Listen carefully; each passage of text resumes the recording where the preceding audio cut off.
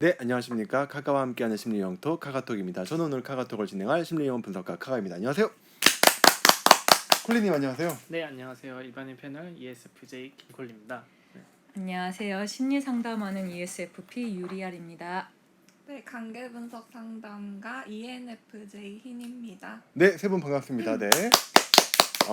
저희 지난 시간 때 방송하고 나름대로 지어본 별명이 있어요. 흰님은 원초와 저희 유리알님은 투초와. 저 왜 투초화됐어요? 네, 두 분께서 굉장히 많이 비슷한 부분들이 좀 많은 것 같아서 네, 초화 네, 그렇게 초화자매? 네, 초화자매. 네. 그냥 별명을 한번 지어봤는데 되게 웃기더라고요. 네. 그래서 저희가 지난 시간 때는 이제 자아와 초자아와 또 원초화라는 부분에 대해서 간단하게 한번 그 정의를 해보고 영어로는 에고, 슈퍼에고, 이드라고 네, 하죠. 자아는 에고, 또 초자아는 슈퍼에고, 그리고 원초화는 이드. 좋습니다. 네, 이렇게 세 가지로 영어로는 이렇게 이야기를 하고 있는데 지난 시간 때 세 가지를 다뤄보고 마지막에는 각자 나라는 사람은 어떤 사람인가에 대해서 이야기를 하면서 그 부분을 끝냈던 것까지 기억이 됩니다. 그래서 오늘은 좀 이렇게 자아라는 부분, 에고에 대해서 좀 이야기를 해보면서 저희가 아마 시즌 2나 3 때였을까요? 그 흰님께서 이고그램 편을 좀 중심적으로 이야기를 해주신 적이 있는데 그 이고그램과도 좀 연결해서 좀 이야기를 해보면 좋을 것 같아요. 네, 해서 이고그램이 뭔가요? 네, 에릭 번이라는 학자가 교류 분석이라는 그 원리를 창안을 했는데 그 교류 분석을 약간 좀 그 실제로 어떤 유형처럼 볼 수 있게끔 만드는 어떤 검사 도구의 한 형태가 아닌가요? 네. 그러니까 관계에서 드러나는 이제 그 에고의 종류가 있거든요. 그거를 양적으로 나타낸 그래프라고 생각하시면 돼요. 네, 쉽게 말해서 TA 교류 분석을 좀 더 객관화해서 볼 수 있는 하나의 도구라고 보시면 돼요. 우리가 MBTI가 칼 구스타프 융의 심리학적 유형론을 좀 더 16가지로 객관화해서 볼 수 있게 한 도구가 MBTI듯이 이고그램 같은 경우도 TA 교류 분석에 나오는 어떤 관계에서 나타나는 에고의 형태들을 좀 더 객관화해서 볼 수 있는 하나의 도구라고 지금 알고 근데 계실 텐데. 약간 MBTI랑 이고그램의 차이점은 MBTI는 유형론이고 이게 이제 한 번 이 사람이 유형이 결정되면은 바뀌지 않는다라는 입장인데 네네. 이고그램은 그때그때 나의 그 에고의 양을 나타내는 거라 가지고 네. 다음 날 하루 걸러도 변할 수가 있다고 말을 해요. 하루 걸러 바뀔 수 있다. 그러니까 계속 변한다고 얘기를 하죠. 그 에고가 변한다. 그럼 만약에 제가 흰님하고 관계를 형성하는데 약간 좀 어른 같은 모습을 보여요. 이것도 하나의 자아잖아요. 그럼 내일 다시 흰님을 또 만나요?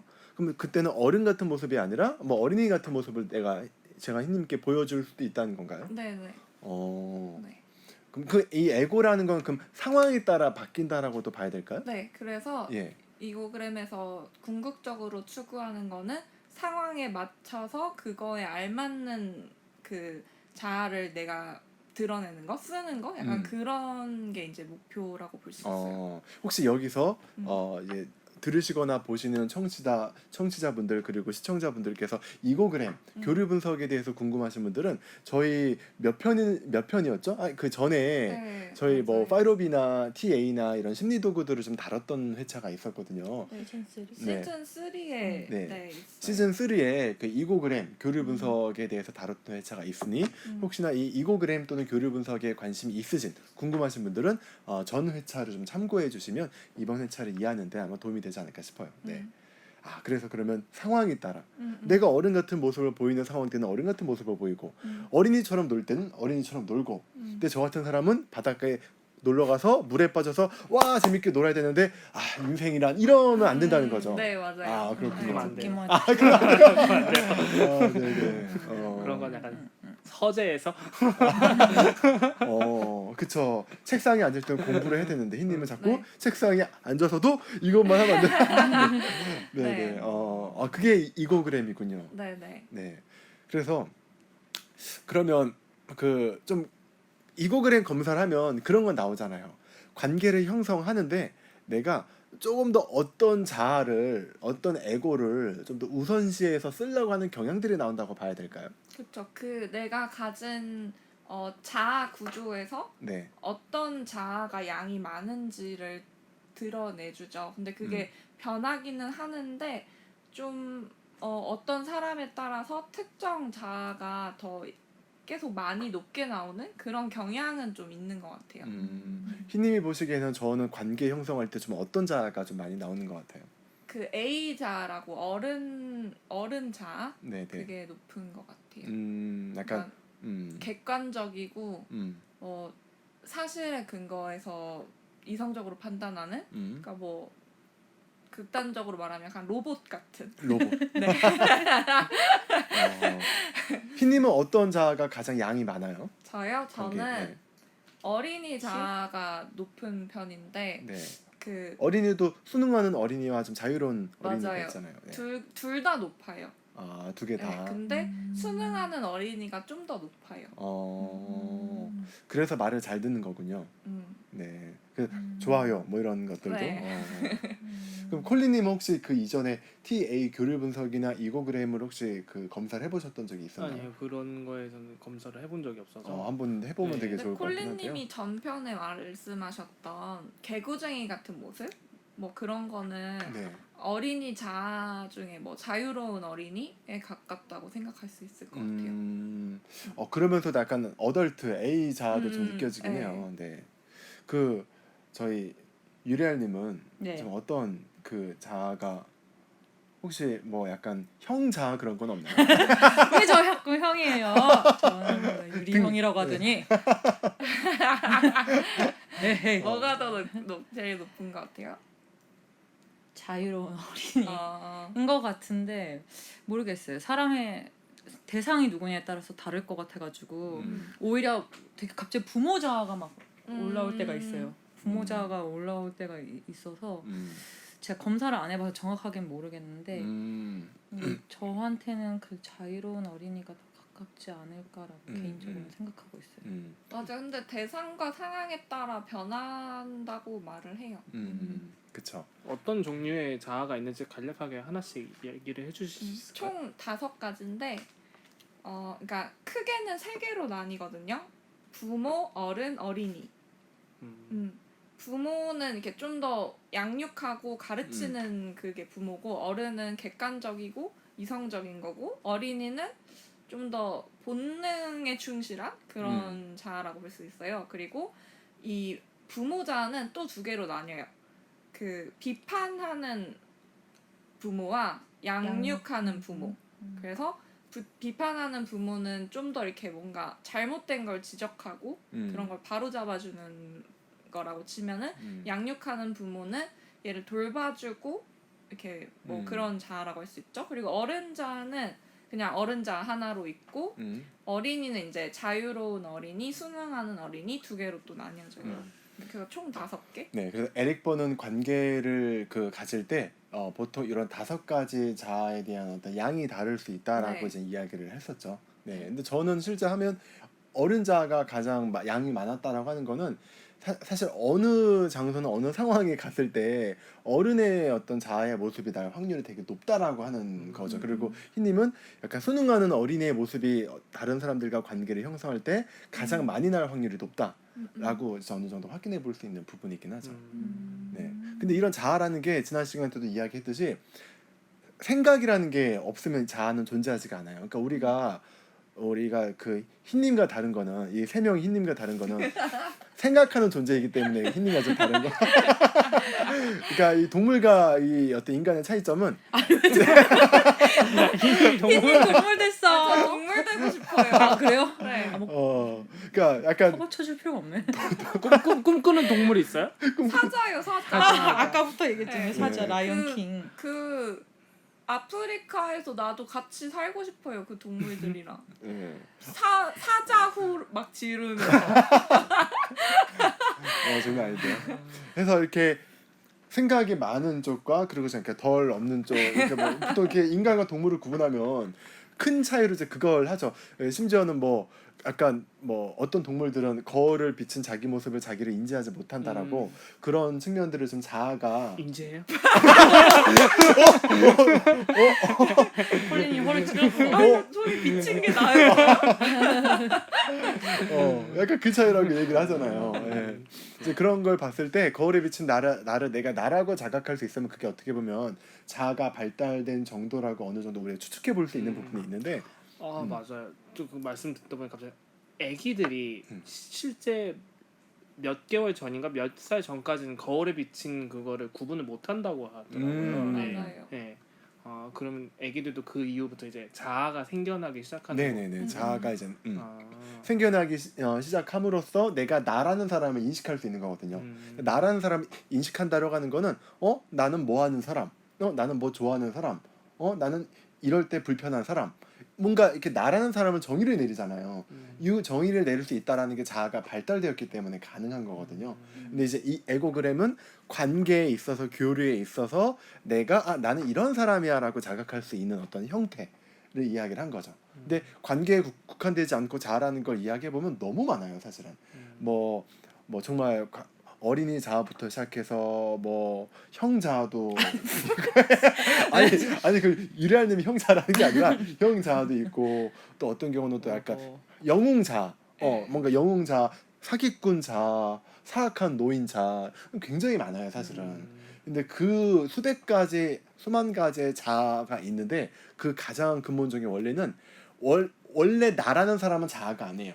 원래 나라는 사람은 이 자아, 그 자기라고 하죠. 셀프라는 개념이 있는데 원래 나라는 사람은 좀 셀프에 가까운데 내가 어떤 생각이나 어떤 관념이나 무언가를 통해서 만드는 어떤 이미지나 그런 것들이 있어요. 그 이미지와 나하고 동일화 시켰을 때 이 동일화를 내가 나라고 바라보는 거예요. 그래서 나는 원래는 성기원이에요. 네, 성기원이고 원래 나라는 자기가 있겠죠. 저도 뚜렷하게 인지는 못하지만 근데 심리 유형 분석가 카가라는 어떤 생각을 통해서 만들어낸 이미지 형상과 나라는 사람하고 동일화시킨 거예요. 그래서 난 카가야. 나는 심리 유형을 분석하고 공부하는 걸 좋아하는 사람이야. 라고 생각했을 때 그게 나의 자아가 되는 거고요. 근데 갑자기 옆에서 흰님과 유랄님이 제가 심리 유형 공부하는 걸 방해해요. 그러면 그 순간부터 나는 내가 없어지는 느낌을 들 수 있는 거예요. 근데 그건 원래 내가 아니거든요. 근데 이런 이 게 자아죠. 얘기를 듣다 보니까 자아가 너무 강하면은 네. 안 좋게 들리는데요?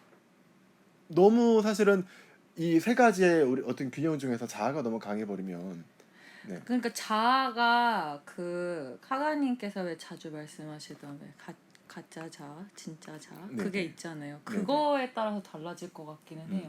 자아를 어떻게 바라보느냐. 그러니까 자아 자체가 발달하는 게 문제인 게 아니라 내가 어떤 자아에 더 가깝게 있는지 그거를 조금 더 깊이 들어가서 바라볼 필요는 있을 것 같아요. 맞아요. 그러니까 딱 정말 말씀해주신 부분 중에서 공감 가는 게 진짜 나의 자아가 있고 가짜 자아도 있거든요. 근데 진짜 자아는 나의 자연스러움으로부터 만들어지는 게 어떻게 보면 진짜 자아라면 가짜 자아는 흔히 딱 그거 있잖아요. 내가 열심히 대학교에서 공부하고 있는데 쟤 보니까 제가 하는 공부 방법으로 굉장히 막 되게 성공하고 막 좋은 직업 갖고 연봉을 되게 많이 버는 거예요. 근데 어쩌면 저 스타일이 내 스타일이 아닐 수도 있는데 나도 저렇게 해서 저 친구가 가졌던 저런 직업을 가지면 나도 성공할까 해서 어떻게 보면 나한테 어울리는지 어울리지 않는지도 생각해보지 않고 저 사람을 따라하기 시작해요. 나도 저 사람처럼 변호사가 될 거야. 이런 것도 하나의 어떤 가짜 자아거든요. 비교를 통해서 나한테 자연스러운가 자연스럽지 않은가를 확인하지 않고 저런 어떤 허상의 무언가를 마치 나하고 동일화시켜 버리면서 만들어버린 하나의 그것도 가짜 자아라고도 볼 수 있는 거죠. 친구 따라 강남을 가는 게 예, 가짜 그 말도 자아. 맞네요. 친구 따라 강남 간다. 근데 사실 내가 좋아하는 건 강남이 아닌 거죠. 부산이고 막 그렇죠. 강남이 아니라 뭐 이태원이고 홍대고. 예. 음. 맞아요. 딱 그 비유가 되게 좋네요. 네. 난 원래는 홍대 가고 싶었는데 친구가 강남 가니까 강남이 좋아 보여. 강남 가요. 근데 가서도 그냥 사실 어딘가 불편함이 있는데 다들 좋아하고 뭐 하니까 뭐 이게 약간 내가 좋아하는 것 같아. 라고 하면서 50년 동안 강남에 있어요. 그러면 그거 자체가 하나의 이제 가짜 자아가 나인 것처럼 형성되어 그럼 버리고. 약간 페르소나랑도 연관이 있을 수 있을까요? 가짜 자아? 근데 비슷한데 좀 그 근원지가 달라요. 그러니까 페르소나 같은 경우는 외부 환경이 나한테 첫 음. 어떤 동기를 자극을 해요. 네. 근데 약간 아. 비교하자면 외재적 측면이라고 해야 될까요? 근데 네, 네. 자아 같은 가짜 자아는 내재적인 측면들이 좀 커요. 그런 부분에 좀 어느 정도의 차이가 좀 있다라고 볼 수 있어요. 그러면 이런 것도 가짜다라고 볼 수 있어요? 네. 제가 어떤 남자가 좋아서 저 남자를 유혹하고 싶은데 저 남자 앞에서는 약간 얌전하고 조신하고 여성스러운 척을 해야 될 것 같아요. 예. 그래서 그 제가 남자- 그렇게 하기 시작해요, 막. 그래서 그 남자를 유혹해서 사귀는데 성공했어요. 그럼 그 남자를 사귀는 내내 얌전하고 여성스럽고 조신한 그 이미지로 계속 산다면 그게 가짜 자아인 거예요? 맞아요. 그 얌전하고 조신한 척한다고 했잖아요. 네. 그 척하는 그거는 어디에서 배운 건가요? 책. 그냥 아는 얌전한. 그러니까 아마도 어쩌면 흰님이 무의식적으로 네. 지금까지 삶의 경험에서 좀 커플이 잘 이루어지는 케이스를 본 거예요. 근데 여성들은 뭔가 조신하고 얌전하고 이렇게 했을 때 이상하게 성공률이 되게 많았어요. 만약에 내가 무의식적으로 그런 기억이 있다라고 하면 그런 것들이 내 어떤 기억 속에 자리 잡고 있다가 소개팅 나갔을 때 그런 모습을 나도 모르게 취하게 되는 이런 부분을 흰님이 의식해서 한다라고 하면 어쩌면 좀 가짜 자아 쪽에 속할 수도 있는 거죠. 근데 흰님이 원래 약간 뭔가 이렇게 비비고 막 불 피우고 약간 본능적인 어떤 측면으로 나한테 편한 모습으로 상대방한테 어필한다라고 하면 네. 그거는 가짜 자아가 아니라 진짜 자아라고 할 수 있는데 너무 나한테 맞지 않은 조신한 척 뭐 어떤 척 이렇게 했다라고 하는 거는 상대방으로부터 난 되게 조신한 사람이고 난 되게 뭔가 현모양처 같은 마치 약간 그런 이미지로 보여주고 싶기 때문에 그런 모습을 취하는 거거든요. 네. 그런 모습으로 보여줘야지만 저 사람이 날 좋아할 것 같으니까 이건 하나의 어떤 가짜 자아가 아닐까. 그러면은 네. 어딜 나가도 이제 조신하게 행동을 하게 되면은 그건 이제 페르소나가 되는 건가요, 흰님이? 만약에 흰님이 나가는 어떤 와인 모임에서 네. 그 뭔가 분위기가 막 되게 조신하고 막 되게 고급스럽고 막 이런 네, 분위기예요. 네. 근데 흰님이 처음 갔는데 적응이 안 되는 거야. 네. 근데 나도 이 모임이 계속 가려면 나도 저렇게 해야 되겠다. 네. 라는 모습으로 계속 그 모임에서 굳어지는 모습들이 조신한 모습이 생겨요. 네. 이거는 이제 페르소나일 수 있죠. 그러니까 사회적으로 나한테 하나의 이런 가면 같은 게 나갈 때 쓰게 근데 되는 그 모임을 벗어나면 나는 다시 원래 나로 돌아온다. 그럼 이게 페르소나. 맞아요. 페르소나는 환경에 따라 늘 달라요. 물론 자아도 마찬가지긴 하겠지만 네. 페르소나는 그 환경이 먼저 외재적 조건을 그 흰님한테 준 거잖아요. 네. 근데 자아는 가짜 자아는 좀 내재적 조건으로부터 좀 만들어지는 어떤 차이라고 좀 해야 될까요? 예. 좀 그런 부분에 좀 약간 미묘한 차이가 좀 있는 것 같아요. 예. 저 그렇게 치면은 저는 좀 어떤 집단을 가도 그냥 계속 일관되거든요. 좀 그래서 그 분위기에서도 막 똑같이 했어요. 근육 자랑하고 막, 네, 막 오이 막 먹고 막 하여튼 되게 그랬는데 페르소나 잘 없는 것 같아요. 가짜자. 이 자아라는 거는 반드시 아웃풋이 있어야 돼요. 네. 그 말은 어떤 말이냐면 내가 하고 싶은 거래요. 보여주고 싶은 이미지를 연출을 해요. 그로 인해서 뭔가 얻어지는 아웃풋이 있어야만 그게 사실 자아라고 볼 수 있거든요. 왜냐면 흰님이 조신한 척을 해요. 그래서 앞에 있는 남성분이 와 되게 아름다우시고 되게 네. 조신하시고 되게 예의 바르시네요. 네. 라는 말을 해서 내가 기뻐요 막. 네. 그러면 그게 하나의 어떤 자아일 수 있어요. 근데 페르소나는 그게 없을 수 있어요. 어떤 아웃풋으로 오는 어떤 기쁨이자 희열감, 나란 사람은 어떤 이런 존재구나라는 이런 부분들이 페르소나는 없을 수도 있어요. 근데 자아는 그게 다 강해요. 어떻게 보면은 회사에서 쓰는 건 페르소나인 것 같아요. 회사에서 내가 가짜 내 모습을 보여준다고 희열을 느끼지는 않는데 근데 예를 들어 소개팅이나 그런 거 하면은 마음에 드는 이성이 이제 반응이 온다 싶으면 거기서 희열이 올 수 있겠죠. 맞아요. 한 가지 더 더하자면 자아는 페르소나보다 나르시시즘이 좀 더 더해진 느낌이라고 해야 될까요? 네. 뭔가 약간 내가 나를 바라보는 어떤 이미지와 나는 그런 사람이고 약간 이런 측면들이 자아에 좀 더 더해지기 때문에 가짜 자아도 그런 측면들이 있죠. 해서 제가 막 요런 포즈 지고 막 딱 했는데 제가 이런 포즈를 딱 한다라고 하는 거는 주변에 이런 기대를 하는 거야. 카가님 되게 멋져요. 카가님 이런 기대를 하는 건데 아무도 반응을 안 해. 그러면 실망하는 거야. 왜냐면 내가 만들려고 했던 자아에 실패한 거야. 왜냐면 기대하지 않으니까. 궁금한 게 생겼는데 그럼 혼자 있을 때 혼자서 자기한테 심취해서 막 즐기는 그것도 가짜 자아라고 볼 수 있을까요? 꼭 가짜 자아는 아닐 수도 있죠. 그게 내 진짜 자아일지도 모르죠. 예. 병리적인 자기의 있다고 봐요. 그러니까 제가 혼자 집에서 막 무슨 실크 막 슬립 이런 거 입고 혼자 막 와인 먹고 노래 틀어놓고 막 조명 이렇게 해놓고 혼자서 막 이러면서 되게 그거에 심취해 있거든요. 그걸 원하는, 그러니까 그거를 그러니까 그걸 심취하는 이유가 뭔 거 같은지에 따라서 그게 가짜 자아인지 진짜 자아인지 맞아요. 예. 볼 수 있을 그러니까 것 그게 같아요. 만약에 어느 내가 영화를 봤는데 여주인공이 저러니까 너무 예뻐 보이고 막 그런 게 좋아 보였다라고 해서 따라하는 거면은 약간 가짜 자아의 느낌이고 그냥 그런 걸 보지 않았는데도 흰님이 본능적으로 마치 때려잡듯이 그냥 내가 이렇게 하는 게 그냥 자연스럽게 그런 게 좋다 하면 아마 진짜 자아에 가깝지 않나라는 생각이 드네요. 네. 자연스럽진 않은데 그냥 그 순간이 그런 감각들이 너무 즐겁고 좋더라고요. 막. 감각들을 원하는 게 나의 모습이야라고 계속 인식하는 거 아닌가요? 그러면 만약에 흰님이 네. 우리 모임에 딱 와서 막 감각을 인식하면서 감각적인 모습을 보여줘. 근데 우리가 야 흰님 뭐 대단하네요. 뭔가 이런 어떤 아웃풋이 가요. 네. 그럼 흰님은 그 순간부터 이렇게 내가 동물적으로 막 비비고 불 피우고 뭔가 사냥하고 이런 게 나야라고 인식하게 되는 그 순간부터 그게 본인의 자아가 되는 거예요. 왜 비비고 사냥하는 게 흰님이에요?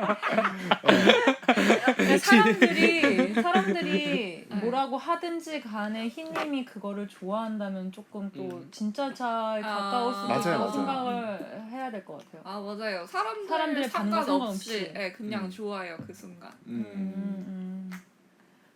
네, 그래서 그 자아라는 건 반드시 아웃풋이 있어야 돼요.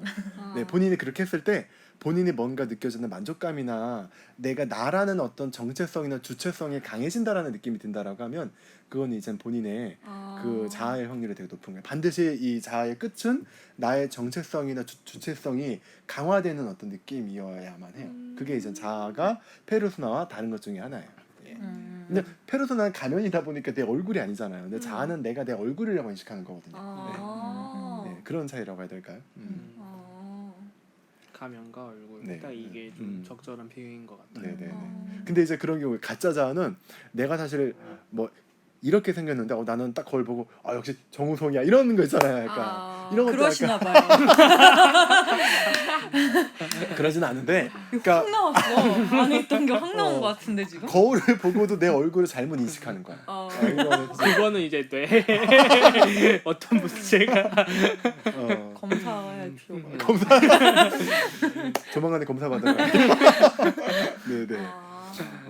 그래서 진짜 알 것 같아요. 그렇죠. 그래서 우리는 그래서 우리는 많은 얼굴을 갖고 있다라고 하는 거죠. 우리 안에는 내가 한 가지 얼굴뿐만 아니라 다양한 얼굴을 가지고 있고요. 그 중에는 내 얼굴이 아닌 가짜 얼굴도 있고요. 이런 것들을 하나하나 내가 자기 개념화해서 인식하는 게 굉장히 중요한 하나의 과제 같아요. 딱 떠올랐는데 아수라네요. 아수라 백작. 아수 백작이 맞나요? 어쨌든 네.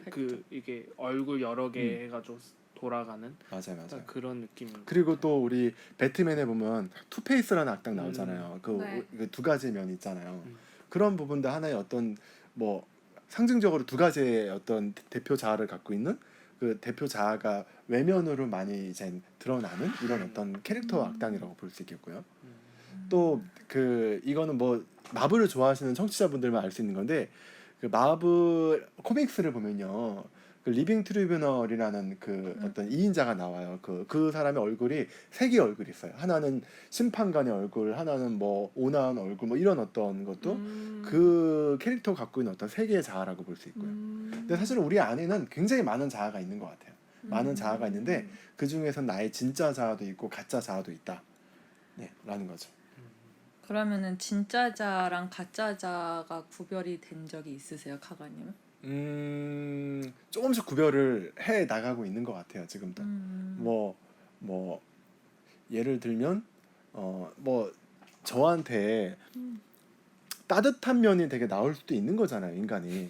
네. 왜 아니 왜- 나올 그럴 수도 수도 있다. 네. 왜 저를 그런 눈으로 보세요? possibility. 근데 이젠 제가 한번 이렇게 만약에 이런 4명이 모임에서 되게 배려 있는 모습이 나온 거예요. 저의 원래적인 어떤 측면에서. 근데 사람들이 막 다 칭찬을 해요. 카가님 되게 따뜻하고 항상 온화하고 사람들을 위해주고 그런 분 같아요라고 막 피드백을 해요. 그러면 그때부터 내가 되게 좋은 거야. 뭔가 이런 피드백들이 내가 나라는 사람에 대한 정체성을 강화시켜주는 느낌이 드는 거예요.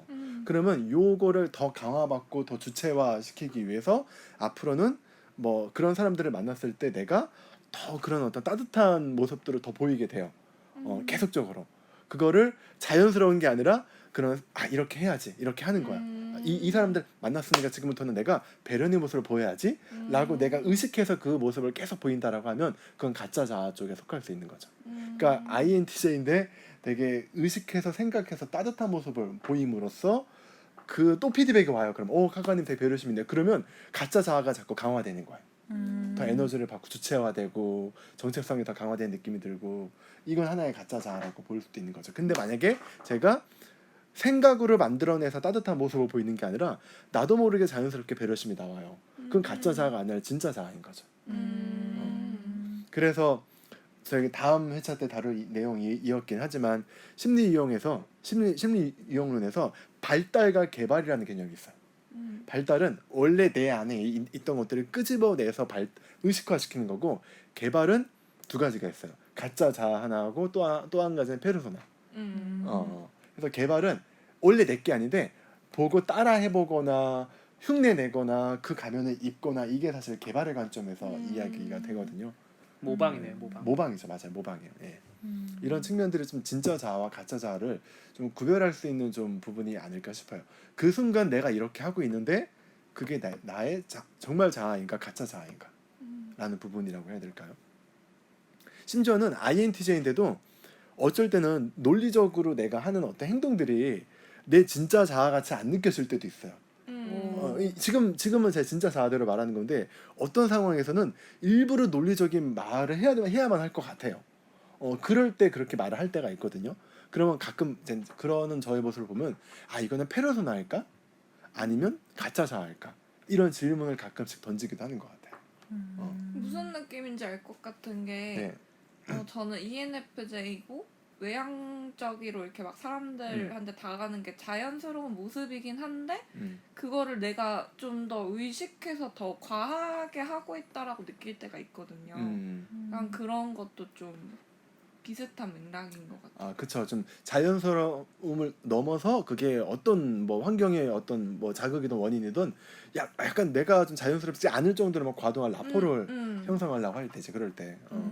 특히 외향형들이 그런 측면에 대해서는 좀 더 많이 드러난다라고 또 융은 또 얘기를 하더라고요. 과장된 라포. 예. 콜리님은 좀 어떠세요? 아까 유리알님이 제가 질문하셨던 그 내가 지금 보여지는 이런 모습들이 나의 진짜 자아인가 가짜 자아인가 이런 것들을 좀 어느 정도 좀 그 구분이 되었던 적이 있었나요? 진짜와 가짜.